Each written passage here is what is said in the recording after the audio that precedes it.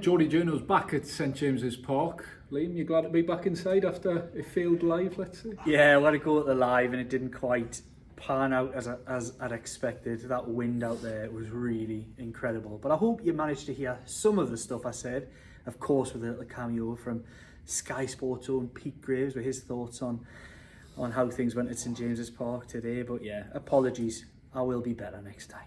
Someone, or a team who were better, Newcastle United, 3-0 against Wolves today. Back to winning ways at St James's Park. First win here in 2024, first clean sheet of 2024 in the Premier League as well. So, Jordan, what did you make of Newcastle United today?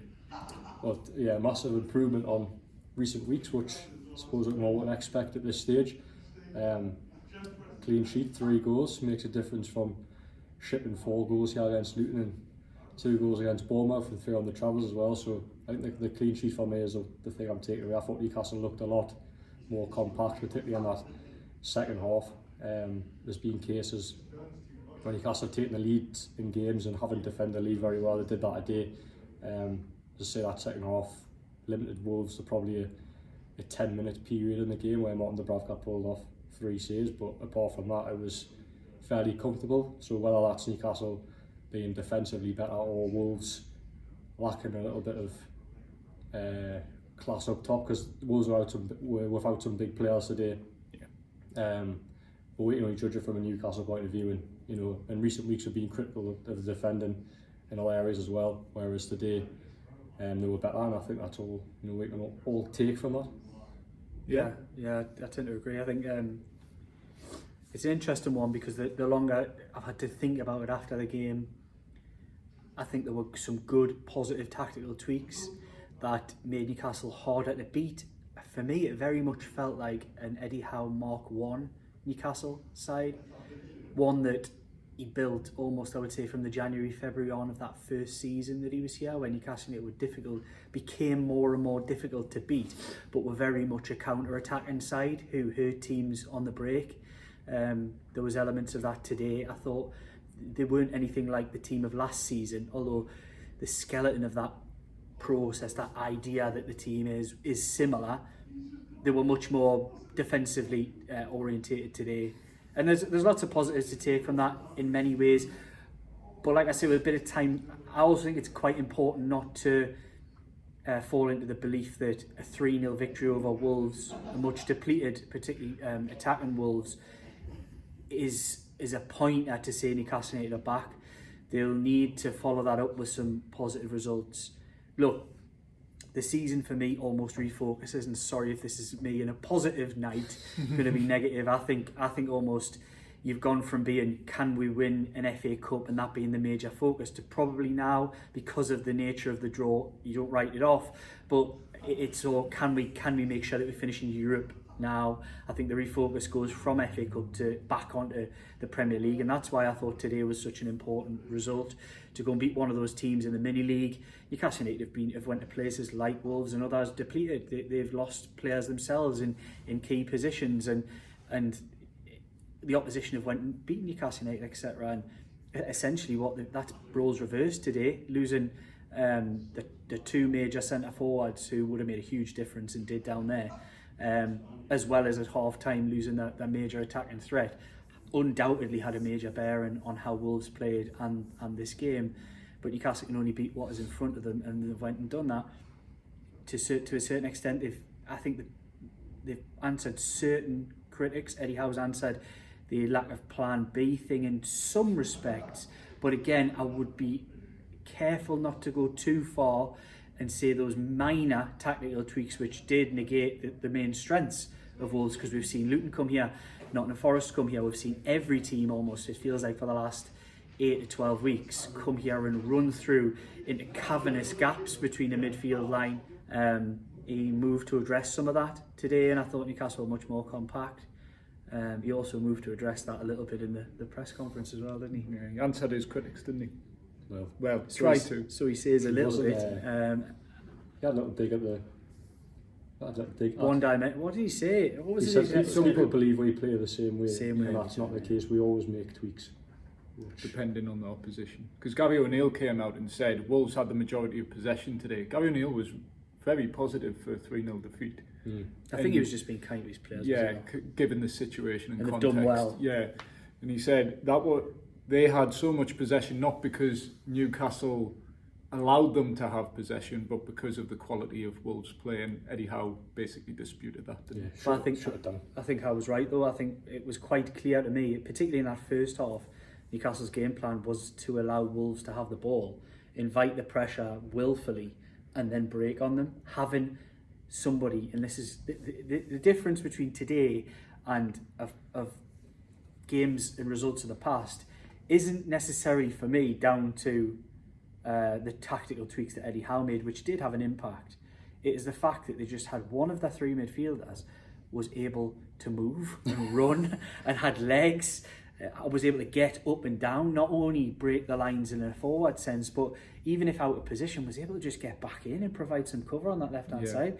I think Joe Willock's return to a starting 11 in the Premier League for the first time since November was probably the biggest factor in Newcastle United winning this game. Yeah, it did give them an entirely new look in the midfield, although saying the lack of legs is probably a discredit to Bruno, because he gave a lung-busting run. Without that running for the first goal, Isak doesn't score. It was almost uncharacteristic from Bruno, but he's shown signs of doing stuff like that previously. But yeah, big moment in the game, and good to see Alexander Isak back amongst the goals after his injury.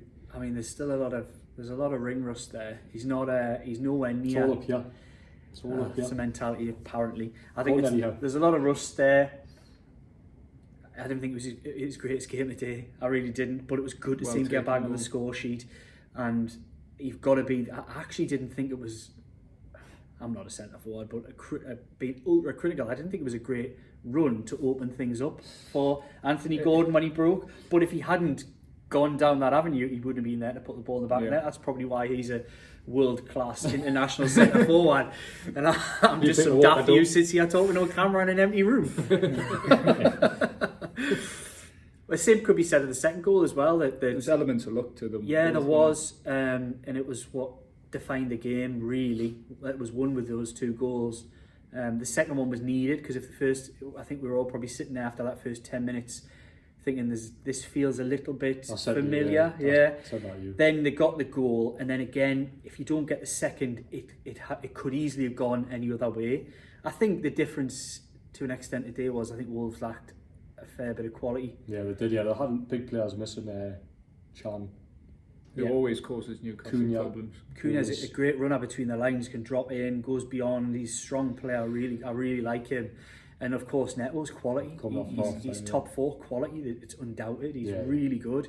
And for him to come off at half time, it's gonna hurt any team. For them to lose those 3 players and still be expected to come to St James's Park and put on a performance, which, I mean, for all Gary O'Neill can say it, they didn't. I think Wolves lacked a lot of quality today. Yeah, he's just being kind, because I think Wolves would be an unbelievable run there.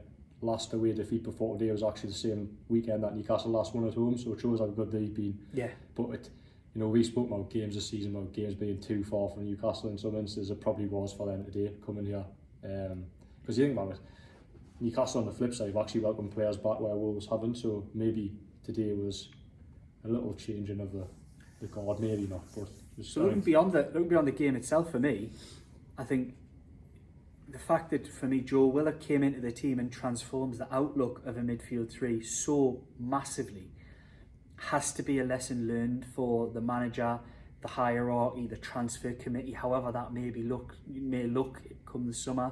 There has to be some addressing of that you shouldn't. I mean, they've lost a few. They lost Joe Linton and Willock, who arguably play the same position, and Anderson, who also plays that position. So arguably they lost a lot of what made that midfield different, and were left with a lot of other players in the same sort of ilk. But there has to be an addressing of that. There has to be. You can't take one player out of a team and it be so huge, the impact. You have to be able to build a squad, and they're probably going to need key players in certain positions. For example, I'll say this now. If Anthony Gordon were to get an injury between now and the end of the season, that would essentially be catastrophic for Newcastle's front 3. As much as it would be losing the legs out of the midfield, losing an Anthony Gordon out of that front 3, it would fail to probably work. And I think that's what the type of thing that has to be addressed. You can't be taking one player out and it having a huge impact. It doesn't happen at top clubs because they have those squads. They build layers upon layers of quality, and I think that's probably the next stage for Newcastle United, is to improve some of that first team quality. But there needs to be some depth there as well, because one player doesn't make a team, and I thought adding some legs in that midfield, one style of player shouldn't make a team. Newcastle should really probably have a bit more athleticism for all of those 6 front positions. I think in this squad game now, I think it's all about, I just always look at, say for example, Manchester City, who are the pinnacle. They're there, the top of the tree and what everybody's aiming to be. So you look at, say, if they get an injury to Kevin De Bruyne, who, obviously I'm talking levels here, Phil Foden will tuck in, Bernardo Silva will tuck in, and there isn't really a lot of loss to the team, even though he's arguably one of the top 3 or 4 midfielders on the planet. They can lose him and still not really lose anything about the way the team plays. Yeah. That's what Newcastle need to get, is at a lower level. Just because a certain type of player drops out, it doesn't change the whole dynamic of the team. And that's what I think has been the problem over the last 2 months, is the dynamic of that midfield has had to change so dramatically because certain players have dropped out. They need more athleticism in all positions. We saw a glimpse of that squad game today, though, with a different position, but Kieran Trippier going off injured, potentially an issue there. Eddie Howe said a cough problem, not sure how serious it is. Then Tino Livramento comes in, as we all would back him to do. He's looked very good when he's come on this season, both at left back and right back, but he comes on, just keeps things steady, and then great goal for his first for the club as well. 20th different goal scorer for Newcastle this season.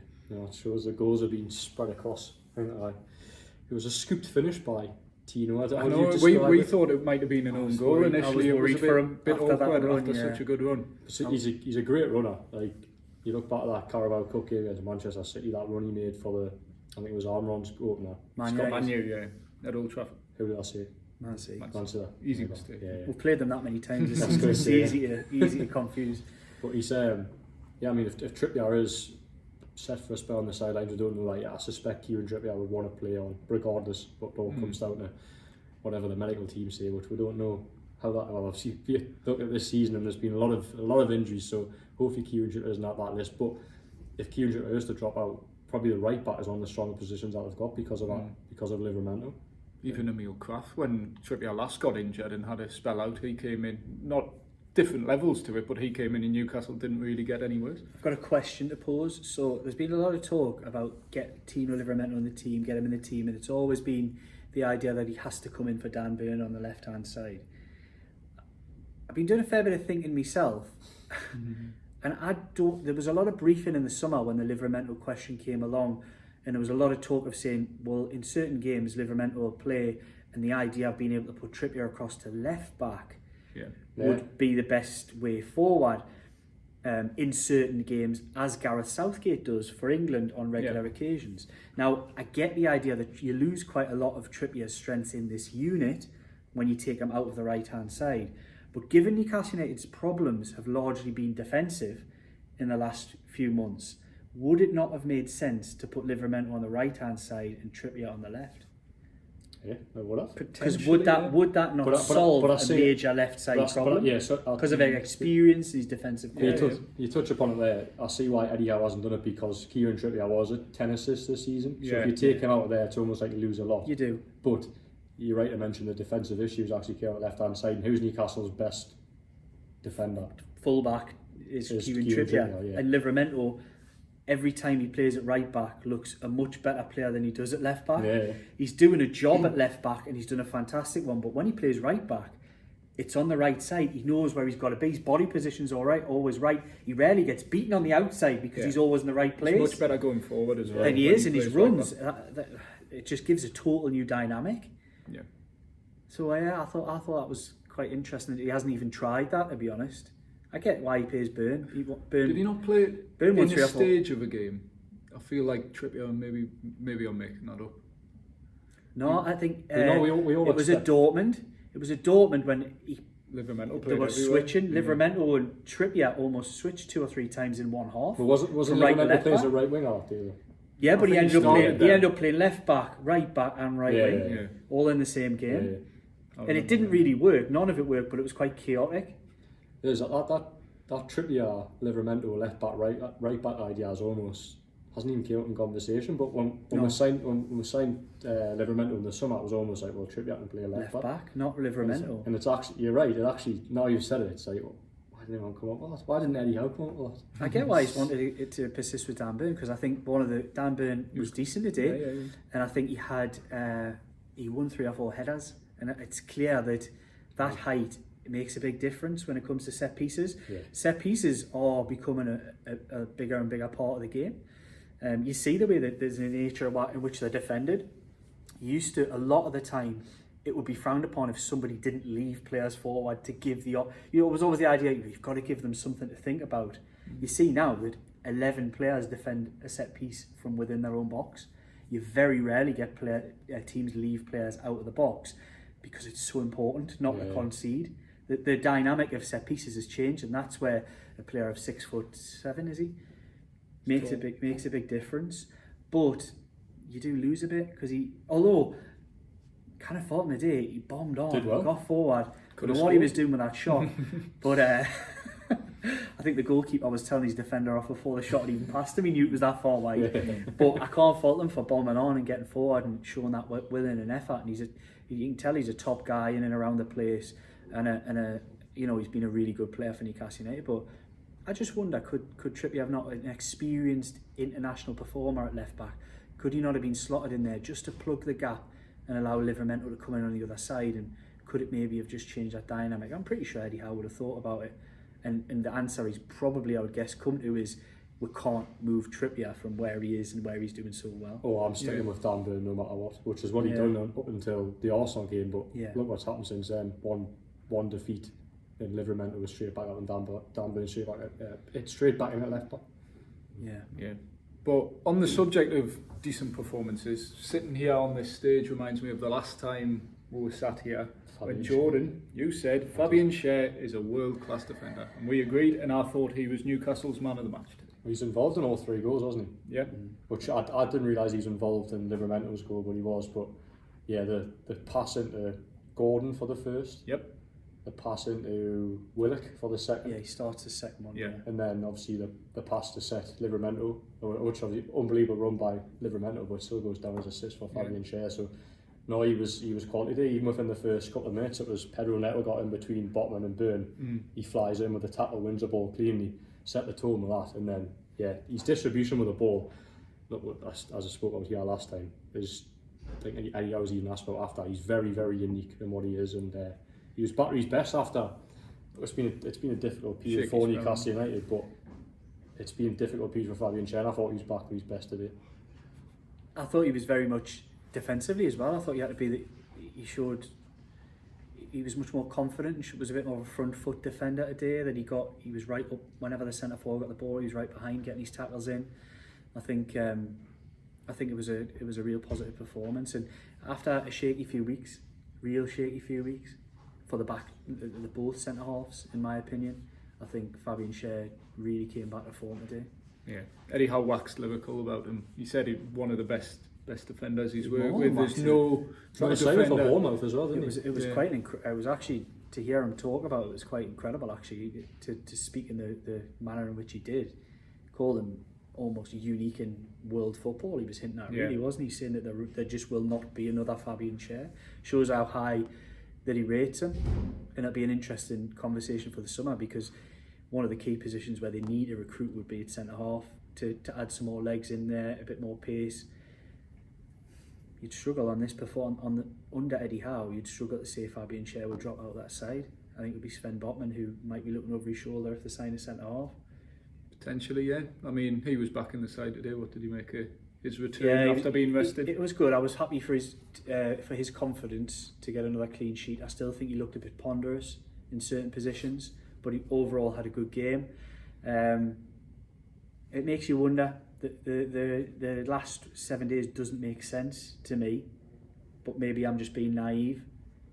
Totally resting him in midweek after what was largely a shambolic performance at Arsenal was again an out of character thing to do for Eddie Howe. He hasn't done that very often, and it singled Botman out largely for that performance to then bring him straight back in. I don't know. I don't know if there's anything more going on there, but the lad was out for a long time. And it wasn't, I don't believe Newcastle handled that injury very well. I think we've probably discussed that. No, not at all. They really didn't. Really. He played at least 1, possibly 2 games with the knee injury. And it does make you wonder, anybody who out there who's been unfortunate enough to suffer knee injuries and play at any kind of level will know I've had reconstructive surgery. You put yourself in Isaac shoes. Oh, well, got to have that. No, but and we're talking about the mentality, and it's all in your mind. The confidence thing. Yeah. How confident is he in his own body at the moment? Yeah. And seeing a ponderous Sven Botman, who is a long way off where he was before, who could mostly read the game really well. He's never had pace. It's not like he suddenly got slower. He's never had pace, but could read it really well. He's lost that. It's kind of gone. And you see with the misplaced passes, there was so many suicide balls he played against Arsenal that you're like, there's just something not quite right there. I just wonder if he was taken out for a mental reset. Because possibly.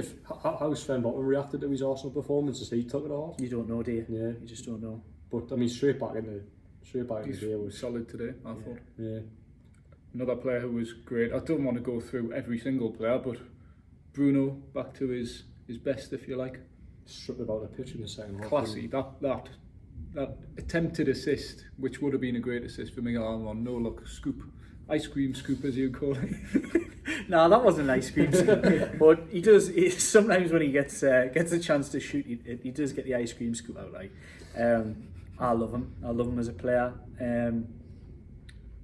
I've rarely ever sort of fallen for a player like that. I just think he's such a class act. I said on the live before that I don't believe that he leaves this summer. Big statement.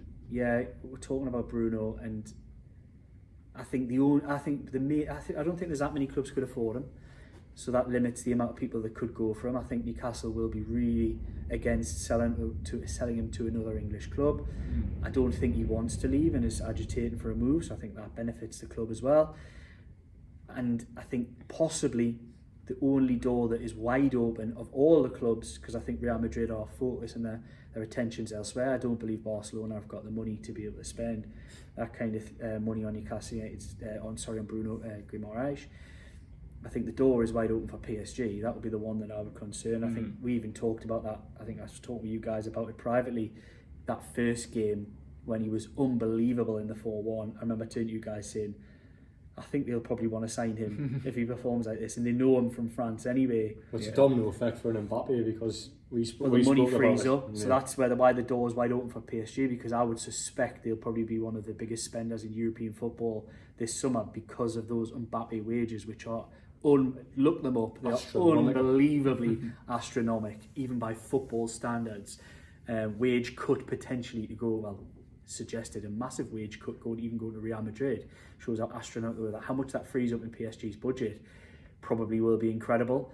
They are probably one of the only ones who could come in with that kind of money and potentially persuade.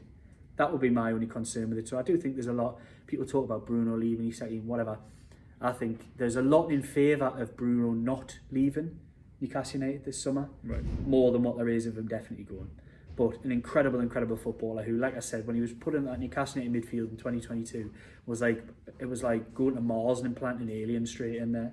It was like something I'd never seen. But I think we're probably going to have to go now. I think the people in Newcastle United want to shut up shop. We're getting a nod. We're getting a nod. We'll wrap it up there. Anything we want to add? There's probably stuff we've missed, but no, I think we'll be around the houses. Right. So if you like what we do, please like, share, comment, subscribe, do all that. Ring the bell for all your latest Geordie Journals content. Myself and Jordan will be back. And we'll be back Friday for the pre-Chelsea press conference. Newcastle's next Premier League game a week on Monday at Stamford Bridge. We'll see you there.